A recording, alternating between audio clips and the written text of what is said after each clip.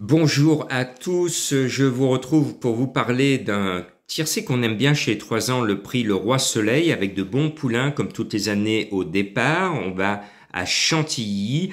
Pour moi, 2 chevaux ont de la qualité, ce sont le 3 French Defense et le 2 Dariyim qui comptent parmi les gros favoris de la presse, c'est logique.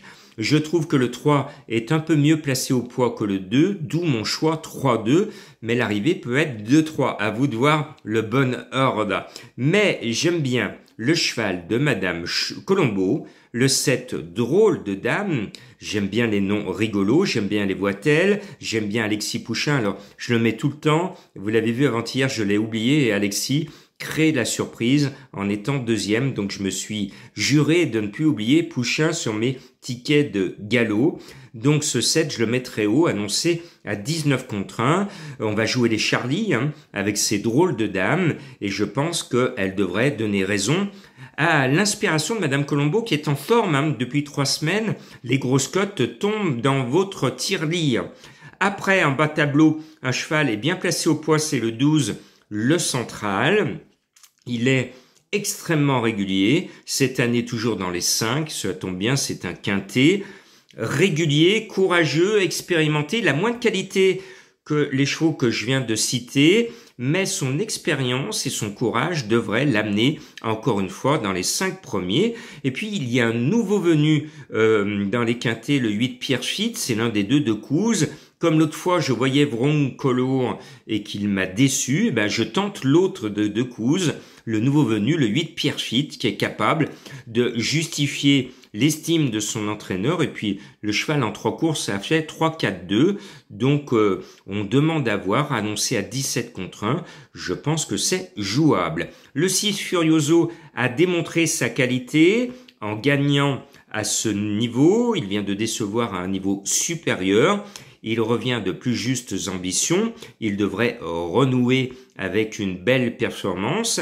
Et Mademoiselle Voitel nous présente le 5 Goeva, qui était finalement plus estimé à l'âge de 2 ans qu'à 3 ans, où son palmarès à 3 ans est moins relevé qu'à 2 ans. Maintenant, si elle se rappelle qu'elle était tenue l'an dernier en haute estime, ce 5 Goeva pourrait s'immiscer à l'arrivée. Et puis, même si l'entraîneur n'est pas confiant, alors cette semaine, j'ai écouté 2 professionnels, le jockey Marie qui disait sur le 1 qui a gagné le quintet, le cheval court à 3 jours, il est trop chargé, ça va être compliqué, puis le cheval gagne le quintet.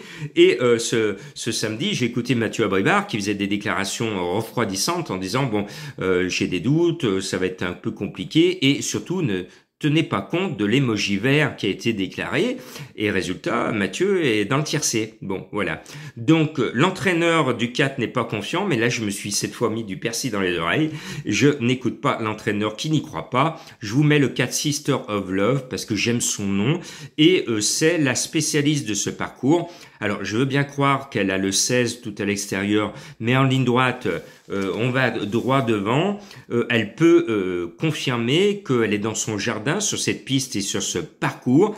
Et Théo Bachelot est à l'écart dans les quintets. Il faut qu'il brise son écart. Donc, attention à Sister of Love. Je l'aime beaucoup.